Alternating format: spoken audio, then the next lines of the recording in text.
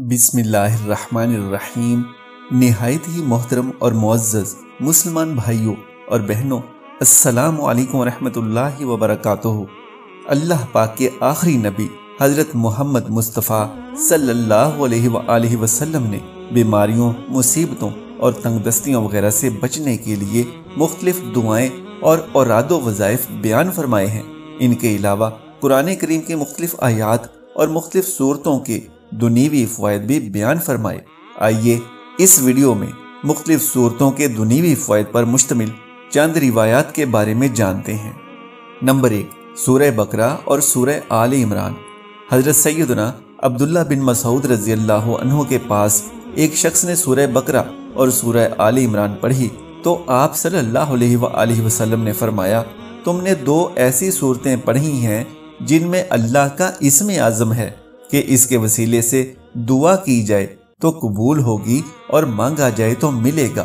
Number 2، سورہ Yasin.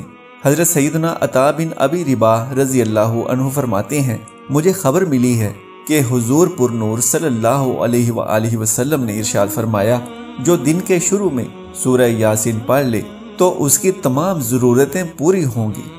Number 3، سورہ یاسین اور سورہ صافات۔ حضرت سیدنا عبداللہ بن عباس رضی اللہ عنہم سے مروی ہے، نبی کریم صلی اللہ علیہ وآلہ وسلم نے ارشاد فرمایا، جس نے جمعہ کے دن سورہ یاسین اور سورہ صافات کی تلاوت کی پھر اللہ کریم سے کوئی سوال کیا تو اللہ کریم اس کا وہ سوال پورا کر دے گا۔ نمبر 4، سورہ فتح۔ حضرت سیدنا یزید بن ہارون رحمۃ اللہ علیہ فرماتے ہیں کہ میں نے عبد الرحمن بن عبداللہ مسعودی رضی اللہ عنہ کو فرماتے سنا، مجھے یہ روایت پہنچی ہے کہ جو رمضان کی پہلی رات میں نفل نماز کے اندر سورہ فتح پڑھ لے تو وہ اس سال محفوظ و مامون رہے گا۔ نمبر 5، سورہ واقعہ۔ حضرت سیدنا عبداللہ بن مسعود رضی اللہ عنہ سے روایت ہے، حضور نبی اکرم صلی اللہ علیہ وآلہ وسلم نے ارشاد فرمایا، جو شخص روزانہ رات کے وقت سورہ واقعہ پڑھے تو وہ فاقے سے ہمیشہ محفوظ رہے گا۔ ایک دوسری روایت میں ہے کہ اپنی عورتوں کو سورہ واقعہ سکھاؤ کیونکہ یہ سورہ غنا ہے، یعنی محتاجی دور کرنے والی سورت ہے۔ نمبر 6، سورہ اخلاص۔